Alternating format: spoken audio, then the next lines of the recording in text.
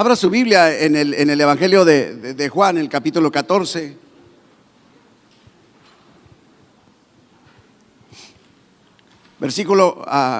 Juan 14, versículo 18. Juan 14, 18. Y dice: no os dejaré huérfanos. Está hablando Jesucristo. No os dejaré huérfanos, vendré a vosotros.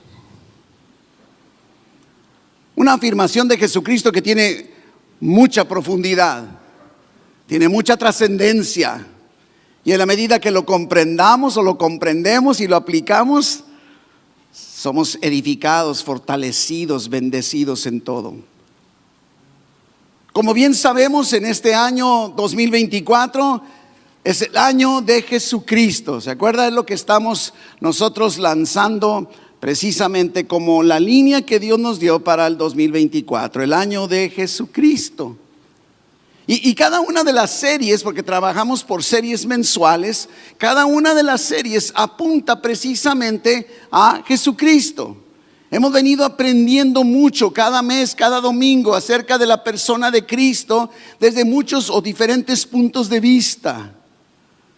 Vimos en enero los nombres de Dios y pudimos conectar cómo esos nombres de Dios están directamente conectados también con los nombres de Jesucristo. Y luego vimos en febrero cómo Jesucristo hace varias declaraciones afirmando yo soy. Y estudiamos en febrero 7 veces que Jesús dice yo soy, que están expresadas en el Evangelio de Juan. Y dijimos que dentro de los nombres de Dios, o el nombre propio de Dios, el nombre con el cual Dios dijo quiere ser identificado, es un nombre que en español significa yo soy. Dios dice yo soy el gran yo soy, y así quiero ser reconocido por todos, el gran yo soy. Y entonces viene Jesús en el Evangelio, en su ministerio terrenal, pero en el Evangelio de Juan, Juan se dedica, su objetivo es demostrar que Jesús es Dios. Está buscando demostrar la divinidad de Jesucristo. Y por lo tanto lo que hace es resaltar estas 7 afirmaciones de Jesús, en donde de alguna forma no solo es lo que representa cada una de esas 7 afirmaciones, sino que todas utilizan esta afirmación, yo soy. En pocas palabras, Jesús con toda claridad está declarando, afirmando y publicando que Él es el gran yo soy, que Él es Dios. El mes de marzo nos enfocamos en ver a Jesucristo en la historia. Y estuvimos viendo que Jesucristo fue o es un personaje de carne y hueso, es real, es verdadero. Aquí estuvo, hizo señales, maravillas, prodigios, que fue profetizado. ¿Se acuerdan? Todo eso estuvimos viendo en el mes de marzo. Y el mes de abril estuvimos viendo a Jesucristo a través de lo que se conoce en teología como los tipos. Y dijimos, ¿qué es un tipo? Y dijimos, personas, cosas o acontecimientos del Antiguo Testamento que están conectados en el Nuevo. Y esos no son cualquiera persona, cosa o acontecimiento, sino son los que Dios ha determinado que son tipos. Y entonces estuvimos a lo largo del mes estudiando varios tipos de Jesús que nos apuntan precisamente a descubrir más quién es Jesús. ¿Recuerdan? ¿O ya se olvidó? Y luego entonces, lógicamente, iniciamos en mayo una nueva serie titulada El Espíritu de Cristo. El Espíritu de Cristo. Y el primer domingo, el domingo pasado, estudiamos precisamente el Espíritu de Cristo. Con eso arrancamos el título de la serie, tomamos ese y utilizamos el Romanos 8, versículo 9. El antepasado, no fue el pasado. Romanos 8, 9 dice: pero mas vosotros no vivís según la carne, sino según el Espíritu, si es que el Espíritu de Dios mora en vosotros. Y si alguno no tiene el Espíritu de Cristo, no es de Él. Y entonces aprendimos que la forma en la que está expresado de alguna manera ese si alguno si es que el Espíritu de Dios mora, pudiera parecer algo condicionado. Y entonces, ¿sabes qué? ¿Cómo puedo saber? Y si no tengo al Espíritu, entonces no soy de Cristo, y puede ocasionar confusión. Pero si nos vamos al texto original, no a nuestro español moderno de cómo leemos esta frase, pudiéramos darnos cuenta que el significado correcto de ese condicional en español no lo es en el griego. Y entonces podríamos decir que el versículo dice: vivimos según el Espíritu, porque el Espíritu de Dios ya mora en nosotros. No es si es que mora, sino porque mora, entonces somos del Espíritu de Cristo, somos de Cristo, tenemos al Espíritu, y eso es lo que está diciéndonos esta enseñanza de Romanos 8. Si tiene dudas, chéquese las publicaciones y el podcast y todo, que es gratuito, si usted quiere repasar los temas anteriores. Y el domingo pasado estudiamos el Espíritu del Hijo. El Espíritu del Hijo, y dijimos: por el Espíritu del Hijo de Dios en nosotros, sabemos con seguridad que somos hijos de Dios, que somos herederos, que hemos sido adoptados. Es lo que nos dice el Evangelio de Juan, capítulo 1, versículo 12. Juan 1:12 nos dice: mas a todos los que le recibieron, a los que creen en su nombre, Dios les dio la potestad de ser hechos hijos de Dios. En el momento en que hemos tomado la determinación de creer en Jesucristo, de recibirle en nuestro corazón, de apropiarnos y creer de todo lo que hizo a nuestro favor, entonces ahora Dios nos adopta como hijos suyos. Y por eso es que el énfasis del pasaje está en el Espíritu del Hijo, porque enfoca hacia nuestra adopción. Cuando entregamos nuestra vida a Cristo, fuimos también adoptados como hijos de Dios, y por eso con toda confianza y libertad nos dirigimos a Dios como nuestro Padre, ¿verdad? Porque nos adoptó. Y entonces también entre nosotros como cristianos somos hermanos, ¿sí? Hermanos, algunos dicen en Cristo, para que no haya malos entendidos, pero eso es lo que somos. Pero eso no es todo. Eso no es todo. Yo quisiera, imagínate, hemos hecho un recorrido de Jesucristo a lo largo de todos estos meses, a todo abril y lo que va de mayo. Hemos estado haciendo un recorrido en Jesucristo, pero podríamos decir, bueno, ¿y qué si Jesucristo hubiera de alguna manera cambiado su papel, o hubiera no estado tan directo? Pudiéramos tener muchas confusiones. Es más, ¿te imaginas cómo se han de haber sentido los discípulos sabiendo que Cristo ya no estaría pronto con ellos? ¿Te puedes imaginar cómo podía haberse sentido Pedro, Juan, todos ellos, Santiago, todos los discípulos? Decir: es que nos está diciendo que ya se va, y entonces ¿ahora qué vamos a hacer? Cuando Jesús estuvo con ellos, cuando les acompañaba físicamente, que ahí lo tenían a su lado, ellos se sentían envalentonados, valerosos para hacer cualquier cosa. Se sentían precisamente como teniendo pues al gran Jesús respaldándole sus acciones, y los vemos aventados, impulsivos, pareciera que no tienen miedo a nada. Pero cuando Jesús murió, esos mismos hombres se volvieron temerosos, asustados, le tenían miedo a la gente. Nos dicen los evangelios que estaban encerrados, escondidos, porque le tenían miedo a la gente. Y diríamos entonces: ¿dónde quedó esa seguridad? Pedro, ¿qué pasó contigo? Juan, ¿qué onda contigo? Yo te veía bien aventado y ahora están escondidos, ¿verdad? Ya no estaban experimentando la presencia física de Cristo con ellos. Y empezamos a darnos cuenta de la necesidad de experimentar en nuestro diario vivir la presencia de Dios, la presencia de Jesucristo en nuestras vidas. Pero Jesucristo subió al cielo y ahora está sentado a la diestra del Todopoderoso. Y entonces, ¿qué voy a hacer? No nada más ellos, tú y yo también, ¿sí? Y Jesús inclusive, por eso les dice en nuestro pasaje de esta semana: no os dejaré huérfanos, vendré a vosotros. Nuestro pasaje de hoy.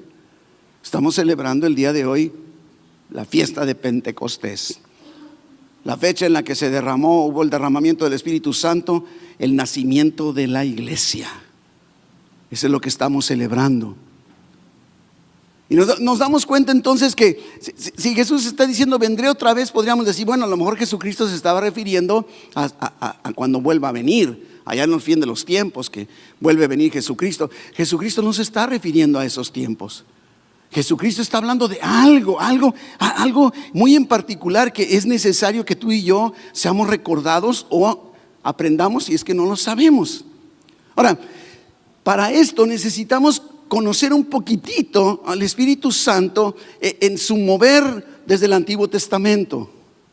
Nosotros vemos en Génesis, en el capítulo 1, versículo 2, que dice que el Espíritu de Dios se movía. Es que lo primero que nos damos cuenta es que el Espíritu Santo no fue algo improvisado en Hechos 2, no fue algo que suscitó de la nada en Pentecostés.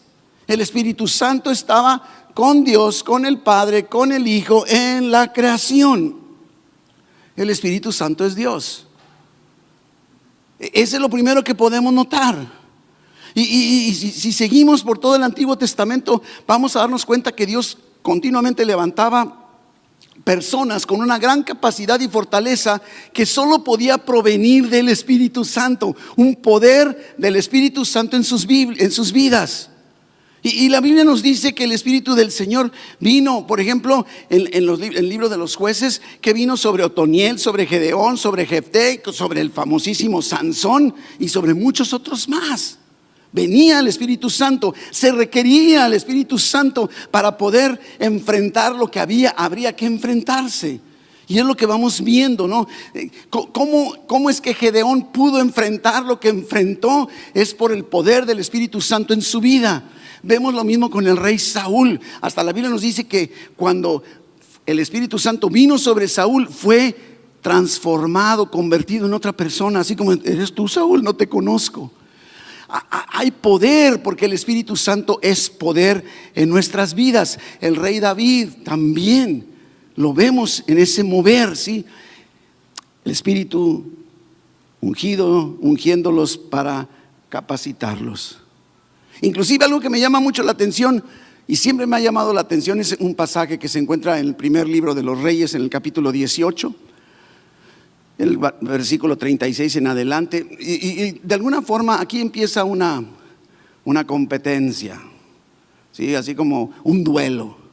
Están todos los profetas de los ídolos, los idólatras. Y es un gran paquete de idólatras y están el pueblo de Dios que teóricamente confiaban en Dios. Y ahí está Elías. Y Elías está lanzando un gran reto. A mí me llama mucho la atención. ¿De dónde sacaste, Elías, las agallas para lanzar un reto como el que lanzaste? Elías, ¿qué te pasa? Yo no sé, si yo hubiera estado junto a Elías, le diría: Elías, mejor cállate. ¿Y qué pasa si no se cumple lo que estás diciendo? Y este es precisamente el poder del Espíritu Santo en nuestras vidas. Hace que hagamos cosas inexplicables, que de repente la gente dice: se me hace que ya se le botó la canica. Sí, me doy a entender. Y es lo que está aquí pasando. Dice que cuando llegó la hora de ofrecerse el holocausto, porque entonces lo primero que dijo Elías: ¿saben qué? Vamos haciendo una cosa. Y le dijo al pueblo: ¿qué les parece? Vamos a lanzar un reto a estos profetas de Baal, de profetas idólatras, y pidiendo que pidan fuego del cielo a sus dioses o a sus dioses, y el Dios que responda con fuego, ese es el verdadero Dios. Y el pueblo de Dios dice: órale, sale, así sí, cuando me conste le voy a entrar. Y entonces ahí van los profetas y les dice: lléguenle, hagan todo lo que ustedes tengan que hacer. Y ahí vemos a Elías hasta riéndose y burlándose de ellos, y dice: se me hace que el Dios de ustedes está dormidito, o se fue al baño. Inclusive sabe que por ahí lo dicen los expertos que eso tiene significado en sus afirmaciones así: se me hace que tu Dios se fue al baño, espérate a que termine y luego te va a responder. Y dice que se la pasaron todo el santo día y no hubo resultados. Y entonces aquí entramos. Cuando llegó la hora de ofrecerse el holocausto, se acercó el profeta Elías y dijo: Jehová, Dios de Abraham. Y Elías no está funcionando en sus fuerzas. Elías no está funcionando en su propio concepto. Así vas a ver, voy a hacer que descienda fuego del cielo. No estás, mire lo que está haciendo, ¿sí? Jehová, Dios de Abraham, de Isaac y de Israel, sea hoy manifiesto. Mire, Elías está declarándolo anticipadamente antes de demostrarlo con acontecimientos físicos. Que sea hoy manifiesto que tú eres Dios en Israel, y que yo soy tu siervo, y que por mandato tuyo he hecho todas estas cosas. Respóndeme, Jehová, respóndeme. ¿Cuántas veces habremos preguntado a Dios pidiendo: respóndeme, Señor, respóndeme? Yo muchas veces. Y yo veo a un Elías que está clamando, pero sabe que viene una respuesta. No está clamando: respóndeme. ¿Me responderá? Está convencido: respóndeme, Jehová, respóndeme. Mire el objetivo, el propósito del por qué Elías está buscando una respuesta. Dice: para que conozca este pueblo que tú, oh Jehová, eres el Dios, y que tú vuelves a ti el corazón de ellos. ¿Se fija? No es nada más para que todos vean que yo soy la gran cosa y que soy Elías, y para que vean que sí es cierto. Nada de eso. Es para que todos reconozcan que tú, solamente tú eres Dios. Y entonces, y algo que me llama la atención, ni siquiera, porque podríamos pensar, ¿no?, que Elías dijera: fuego, fuego de Dios, desciende, desciende, cuando yo levante mis manos y cuando haga escándalo y patalee, entonces que venga el fuego. Ahora ven. No, respóndeme, para que el pueblo pueda reconocer que solo tú eres Dios. Y en ese dice: entonces no hubo más. Cayó fuego de Jehová y consumió el holocausto, la leña, las piedras y el polvo, y aún lamió el agua que estaba en la zanja. Y mire el resultado. Viéndolo todo el pueblo, se postraron y dijeron: Jehová es el Dios, Jehová es el Dios. El poder del Espíritu Santo en tu vida, en mi vida, va a llevar continuamente que la gente en nuestro entorno, cristianos y no cristianos, reconozcan que el único Dios verdadero es Jehová de los ejércitos, el Dios de la Biblia, el Dios todopoderoso, el Dios eterno. Él es el Dios verdadero. El Espíritu, al igual que Elías, a todos en aquel entonces los habilitaba para que al final de cuentas Dios fuera glorificado. ¿Para qué quieres el poder de Dios en tu vida? ¿Para qué quieres? Me llama mucho la atención como dice en Deuteronomio, que Dios nos ha dado el poder para hacer riquezas. ¿Será para eso que quieres el poder? ¿Se fija? O sea, el objeto de todo el mover del Espíritu Santo en nuestra vida al día de hoy también es para que el nombre de Dios sea glorificado. De eso se trata todo. Y muchos otros profetas en el Antiguo Testamento anuncian que el Espíritu Santo sería derramado sobre todos. Lo vemos decir: ay, cómo quisiera ser como él. ¿Te puedes imaginar un hebreo de ese entonces decir: cómo quisiera ser como Elías? Yo quisiera también así, fuego, fuego, y que cayera fuego. ¿Sí o no? De alguna manera, a lo mejor tú y yo nos podemos identificar que quisiéramos tener la unción de alguna persona que admiramos en lo espiritual. Y nos dice el profeta Joel, capítulo 2, versículo 28, Joel 2, 28, nos está anunciando que el Espíritu de Dios iba a ser derramado no sobre unos cuantos como en el Antiguo Testamento, sino sobre toda carne. Mire lo que dice el profeta Joel. Y dígame si no es una maravilla la conexión entre Antiguo y Nuevo Testamento. Dice Joel 2, 28, y después de esto derramaré mi espíritu sobre unos cuantos, sobre toda carne, y profetizarán vuestros hijos y vuestras hijas, vuestros ancianos soñarán sueños. No nada más nos quedaremos dormidos, soñarán sueños. Y vuestros jóvenes verán visiones. Visiones, dice. Y también sobre los siervos y sobre las siervas. No importa tu estatus, no importa tu nivel, no importa tu nacionalidad, no importa de dónde vengas ni a dónde vas. Sí, también sobre ellos derramaré mi espíritu en aquellos días. ¡Wow! ¡Qué promesa tan hermosa! ¿Te puedes imaginar al pueblo de Dios cuándo irá a ser ese día? ¿Cuándo irá a llegar? El mensaje del evangelio siempre produce esperanza en nosotros. Y es lo que debió haber producido, a lo mejor no por muchos, pero digo no a muchos, pero sí a bastantes, ¿verdad? Dios, ya lo platicamos, Dios desea, está buscando continuamente, ¿sí?, tener una comunión directa contigo y conmigo. El deseo en el corazón de Dios. Por eso inclusive es que envía a su Hijo Jesucristo, Dios sabe que desde la caída de Adán y Eva, y en Génesis, en el capítulo 3, Dios sabe que la comunicación, la comunión entre Él y el pueblo, el ser humano, se perdió. Por cuanto todos pecaron, dice Romanos, están destituidos de la gloria de Dios, separados de la conexión de Dios. Porque la paga del pecado es muerte, pero la dádiva de Dios es vida eterna en Cristo Jesús. Dios buscando restaurar, habitar con nosotros, tener comunión con nosotros. Y entonces envía Jesús hecho carne y lo envía aquí. Emmanuel, Dios con nosotros. Vino a habitar entre nosotros en ese primer paso de Dios para tener comunión con todos en lo universal. Pero en el plan perfecto y eterno de Dios, Jesús, después de su ministerio, tendría que irse, subir al cielo. Así estaba, no fue improvisado, así estaba diseñado. Y entonces podemos comprender mucho de las palabras de Jesucristo en el Evangelio de Juan, capítulos 14, 15, 16 y 17, podremos comprender mejor. Pero si nos regresamos a Juan 14, miren lo que dice Jesucristo. Les está diciendo: no los voy a dejar huérfanos, no los voy a dejar así, tranquilos.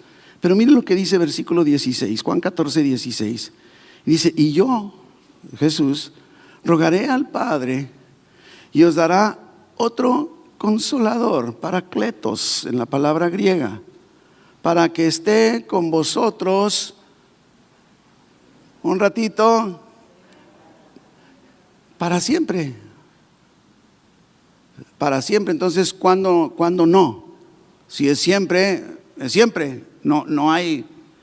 Dice: ¿quién es ese? Es el Espíritu de verdad. O sea, el consolador, el paracletos divino, es el Espíritu de verdad, al cual el mundo, el que no cree, no puede recibir porque no le ve ni le conoce. Pero ustedes le conocen porque mora, mire, habita, hace su tabernáculo con vosotros y está con y estará en. ¿Ya vio? Es en ese sentido, ¿no? No os dejaré huérfanos. Ahora sí, nuestro versículo 18. Vendré a vosotros. Entonces, no se está refiriendo a los últimos tiempos. Todavía un poco y el mundo no me verá más. Sabiendo nosotros lo que sucedió, diríamos: sí, pues ya sé, es que vas a ser llevado a la cruz, te van a crucificar, vas a morir, te van a sepultar, vas a resucitar y te vas a ir al cielo, ¿verdad? Entonces no me verá, pero ustedes, vosotros me veréis. Y miren lo que dice: porque yo vivo, vosotros también viviréis. Óigame, esta es una afirmación que es como para dejarnos así, sorprendidos y hasta decir: vámonos ya. Porque Jesús vive, tú y yo también podemos vivir. Óigame. Y esa presencia que Jesús está anunciando de venir a nosotros, ¿sí?, se cumple en Pentecostés. Ahora vámonos al libro de los Hechos, en el capítulo 2, porque ahí es donde encontramos la narrativa de lo que sucedió aquel Pentecostés, aquel primer día de la iglesia, ¿sí? Mire lo que dice. Hechos 2, versículo 1. Y vamos viendo lo sorprendente, así como lo que sucedió con Elías. Mire lo que dice: cuando llegó el día de Pentecostés, Hechos 2:1, estaban todos unánimes juntos. Y ¿sabe qué me preocupa? Que a veces he escuchado algunos comentarios o enseñanza de algunas personas que dicen: ves, que para que el Espíritu Santo venga sobre tu vida tienes que estar todos en unidad, tienes que estar reunido, tienes que estar junto, tienes que estar orando, tienes que estar preparado, tienes que portarte bien, tienes que leer la Biblia, tienes que venir a la iglesia, tienes que ofrendar para que entonces, fíjese lo que está aquí diciendo, ¿no? Estaban, pero dice, y de repente, así. No dice: y cuando pasó esto, y cuando cumplieron esto otro, y cuando hicieron aquello. No, nada más, de repente vino. ¿De dónde vino? Del cielo. Tú y yo en nuestro diario vivir en medio de circunstancias tan complicadas, tan difíciles por las que estamos viviendo, necesitamos una intervención del cielo sobre nuestras vidas. Necesitamos una habilidad, un poder para enfrentar lo que sea que estemos teniendo que enfrentar el día de hoy. De repente vino del cielo un estruendo. Ahora observemos bien, no dice que vino viento, no hay viento. No hay viento, a lo mejor soplaba el viento, eso es irrelevante. Está diciendo que hubo un estruendo como de un viento fuerte. Yo me lo imagino así como un tronido tipo explosión. ¿Ha visto así de repente? Es más, otra vez hago alusión a mi generación, a mi edad, que ustedes todavía están muy bebés. Pero yo recuerdo, y a lo mejor algunos de mi camada se acordarán. ¿Se acuerdan que aquí se daba mucho que los aviones de la Fuerza Aérea Norteamericana, pues estamos aquí cerquita, cuando rebasaban la velocidad del sonido, tronaban, ¿no? ¿A quién le tocó eso? Se va a balconear por su edad, ¿verdad, Miguel Ángel? Nos vamos a balconear. Pero se oía ¡pum! Pero fuertísimo. Y yo decía, ¿qué pasó? ¿Explotó algo? No, en el momento yo no me voy a meter ahorita a la física. En el momento en que el avión o el jet rebasaba la barrera de la velocidad, o sea, viajaba más rápido que el sonido, en ese momento tronaba fuertísimo. Así me lo imagino. No hubo, nada más de repente, ¡pum!, tronó. ¿Cómo era ese tronido? A ver, platícame, pero ¿cómo se oyó? Pues como un viento fuerte. Se fija, está tratando de explicarnos en lenguaje nuestro, coloquial, lo que sucedió.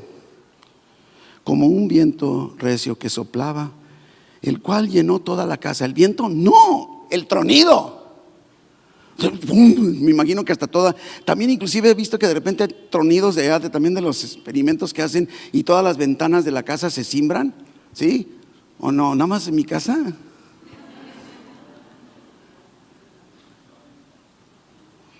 Y se les aparecieron lenguas repartidas. Otra vez, ¿qué dice? ¿Cómo? No hubo fuego. Dice, ¿cómo de fuego? Está tratando de explicar algo celestial, inexplicable con palabras humanas. Pues mira, tronó como viento fuerte, y lo que tenían aquí arriba era como lenguas de fuego, así como, se fija, como llamitas, y todo el mundo hasta se pone así como, ¿ha visto cuadros? Y pone así como una llamita en la cabeza, ¿verdad que sí? Y el viento, así, nada de eso, fíjese, todo está explicando qué fue lo que sucedió. ¿Sabes por qué? Porque este era un mover que venía del cielo.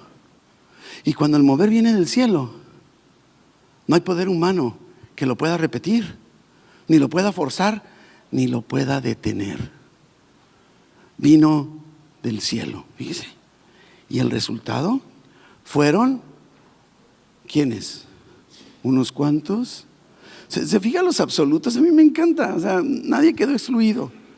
Es decir, no, los que se portaban bien, los que no dijeron mentiras, los que como Paquito ya no harían travesuras, y no, sobre todos, vino sobre todos. Aquí dice, todos fueron llenos del Espíritu Santo y comenzaron a hablar en otras lenguas, según el Espíritu les daba que hablasen. No son lenguas que tú inventas, no son lenguas que a ti se te antoja, no nomás es hablar por hablar, es el Espíritu Santo el que está guiando inclusive esas lenguas, ¿verdad que sí? Estamos leyendo la palabra. Moraban entonces en Jerusalén judíos, varones piadosos de todas las naciones bajo el cielo.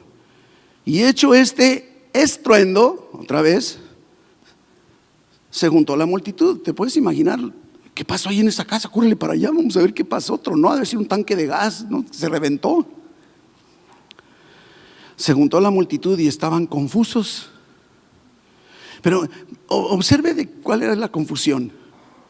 Su confusión estaba en el mover milagroso de Dios, porque cada uno les oía hablar en su propia lengua. Los japoneses oían japonés, digo, ahí no había japoneses, no, pero los chinos oían en chino, sí, los rusos oían en ruso. Imagínense cualquier idioma. Los brasileños escuchaban portugués, los mexicanos español, Cada uno escuchaba o les oía hablar en su propia lengua y estaban atónitos y maravillados, diciendo: mirad, ¿no son galileos todos estos que hablan? Continuamente los evangelios nos hablan acerca de los galileos. ¿Sabías qué pasa con los galileos? Dicen los historiadores que tenían una entonación muy particular que los identifica. Este es Galileo. ¿Se ha fijado? Este es de Sinaloa de seguro. Y los sonorenses ni se diga, ¿verdad? Así, son galileos. ¿Por qué están hablando como diferente, no como galileos? ¿Te puedes imaginar? Carlos, ¿por qué estás hablando no como sonorense si tú eres de Sonora? Me doy a entender, es lo que está sucediendo. Así que, ¿qué está pasando? Entonces provoca confusión, ¿sí? Y nos dice todos esos habitantes y idiomas, partos, medas, elamitas y los que habitaban en Mesopotamia, en Judea, en Capadocia, en el Ponto y en Asia, en Frigia, en Panfilia, en Egipto y en las regiones de África más allá de Cirene, y romanos aquí residentes, tanto judíos como prosélitos, cretenses y árabes. Fíjense nomás, de todos esos idiomas les oímos hablar en nuestras lenguas las maravillas de Dios. Y estaban todos atónitos y perplejos, diciendo unos a otros: ¿qué quiere decir esto?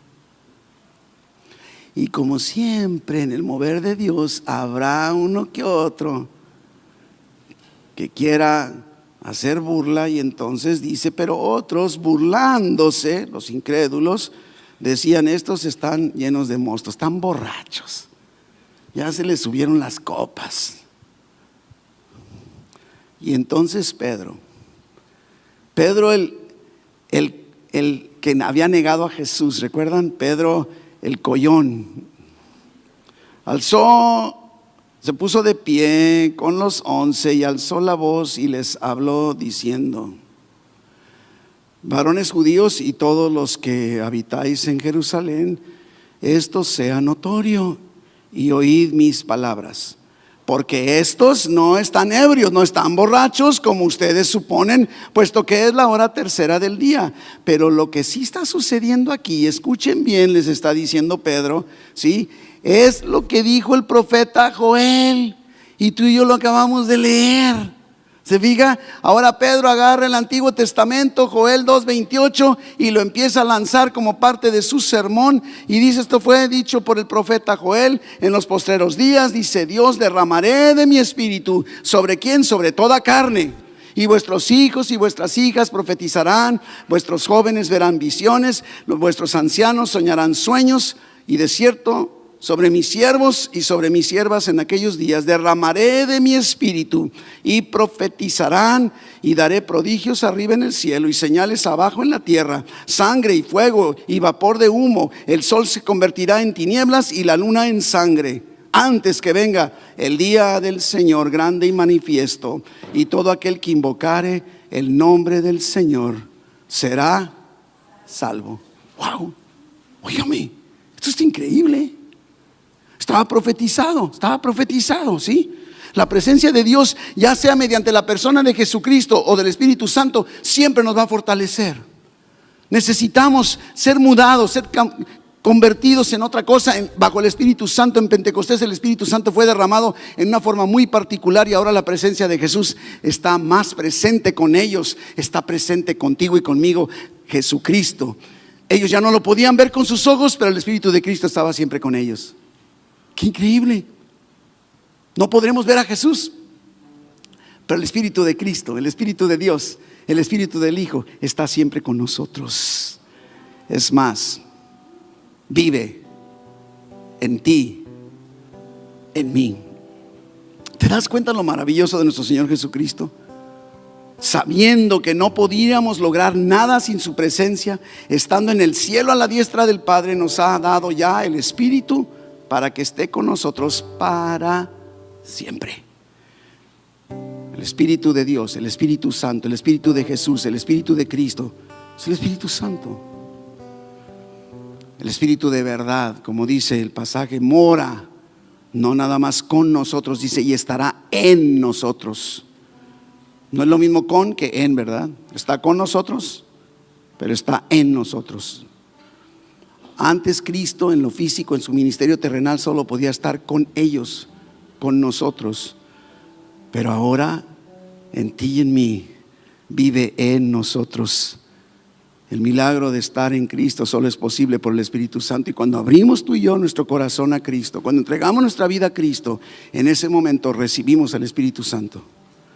Si has entregado tu vida a Cristo, si has nacido de nuevo, si has, no sé, de alguna manera creído en lo que Cristo hizo por ti, entonces en el momento en que te dio la salvación, te dio el Espíritu Santo. Y el Espíritu Santo llega para quedarse para siempre.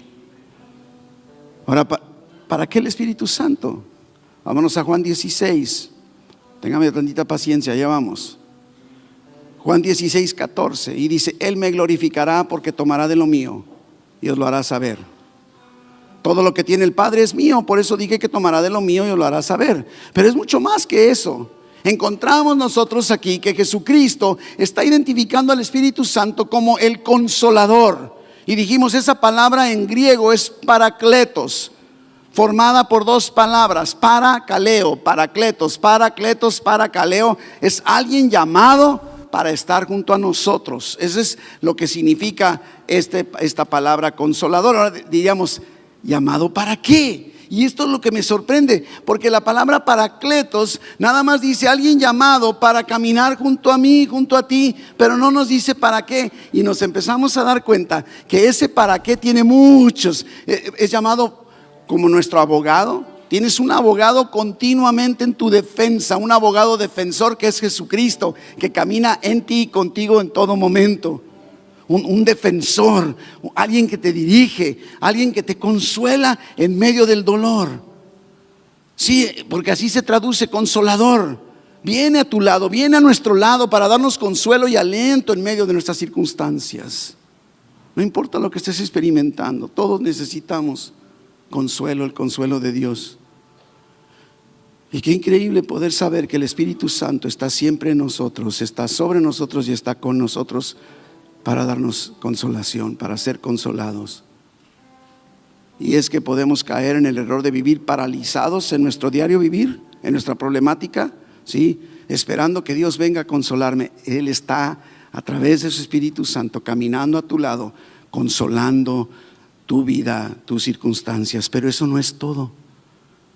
Si nos metemos un poco más profundo a estudiar esta palabra consolador, que en nuestro lenguaje de hoy puede ser malinterpretado, ¿sí? En español, consolador, pues sí, ¿sabes qué? Pues viene a consolarme, estás bien, tranquila, todo va a estar bien, un apapacho, a lo mejor necesito un abrazo de Dios, todo eso, sí es, pero eso no lo es todo. El término bíblico verdadero en la palabra, en realidad está conectado con una palabra del latín que es confortador, y confortador está formado por una raíz fortis, que significa fuerte, valiente, vigoroso. Así que cuando se traduce, a veces decimos consolador, pero se está refiriendo a una función más del Espíritu Santo sobre nuestras vidas. ¿Sí? Viene a fortalecernos, a habilitarnos para poder enfrentar lo que sea que venga. ¿Se acuerdan con Jesucristo cuando fue llevado al desierto para ser tentado? Dice que el Espíritu, Jesús fue llevado por el Espíritu al desierto. Ahí va el Espíritu con él, y por eso pudo vencer la tentación. Y cada vez que el Espíritu Santo venía sobre las personas del Antiguo Testamento, recibían una habilidad, un poder para enfrentar lo que fuera, para hacer cosas que no podrían hacer. Y al final de cuentas, cuando venía a fortalecerlos, el nombre de Dios era glorificado. ¿Se acuerdan que lo estuvimos viendo? Y de eso se trata en tu vida y en la mía el día de hoy. No solo el Espíritu Santo está aquí para consolarte, como cantábamos ahorita, está también para fortalecerte. No importa las circunstancias que te estés enfrentando el día de hoy, el Espíritu Santo está caminando contigo. Te defiende, sí, te consuela, sí, te dirige y te orienta, sí, pero también te habilita, te da poder. Y entonces te diría, ¿te encuentras en circunstancias en las que crees que no hay salida, que no hay solución? necesitas entregar tu vida a Cristo hoy. Si nunca has entregado tu vida a Cristo, el Espíritu Santo no está contigo, ni siquiera está en ti, no camina a tu lado, porque camina sobre aquellos que hemos entregado nuestra vida a Cristo, que hemos decidido creer en que Jesús murió por nosotros y Dios le resucitó. Y antes de concluir, si tú estás aquí y nunca has entregado tu vida a Cristo, yo te diría, ¿no quisieras dar ese primer paso en esta tarde? En donde entonces, al entregar tu vida a Cristo, puedas entonces recibir no solo la salvación, sino el perdón de tus pecados, y que puedas recibir el Espíritu Santo en ti, contigo y sobre ti. Si nunca lo has hecho antes y quisieras hacerlo hoy, levanta tu mano, solo quiero orar contigo. Levanta tu mano. ¿Quieres entregar tu vida a Cristo? Dios te bendiga. Dios te bendiga también. O sea, este es el momento, este es un momento especial.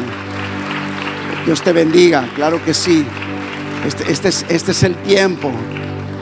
Necesitas al Espíritu Santo, pero es a través de Jesucristo que lo puedes recibir. No hay otra forma. No hay otra forma. Ahí donde estás, o si deseas pasar al frente, siéntete en libertad. Solo quiero invitarte a que ores estas palabras, que te las apropies, porque no son las palabras las que valen, sino tu corazón. Venga, ya se puso de pie. Venga, sé valiente, venga para acá enfrente, claro que sí.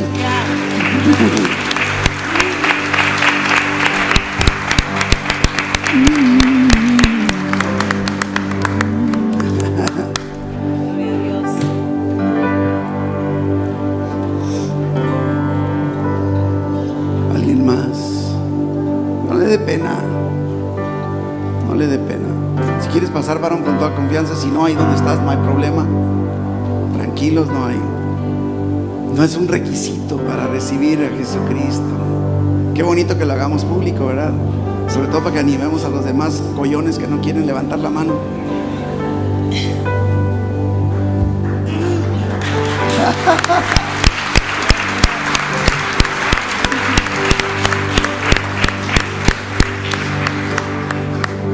Cierre sus ojitos. Cierre sus ojitos.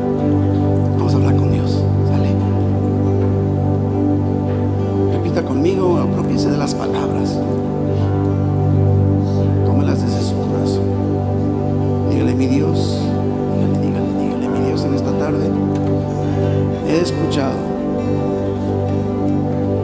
que Jesús, tu Hijo amado, murió por mis pecados, y que tú lo levantaste al tercer día, y que si yo creo en mi corazón y confieso con mi boca que tú, Jesús, eres mi Señor, Dios, me das la salvación, me adoptas como tu Hijo y me das tu Espíritu Santo, que me consuela pero me fortalece. Y ahora sí puedo, al igual que todos los que estamos aquí, enfrentar lo que venga, porque ahora puedo contar con el poder habilitador de tu Espíritu Santo. Gracias, Dios, por la salvación. Gracias por el perdón de mis pecados. Gracias por darme la vida eterna, por adoptarme como tu Hijo, y porque ahora me has dado tu Espíritu Santo. En el nombre de Jesús. Amén. Amén, amén, amén.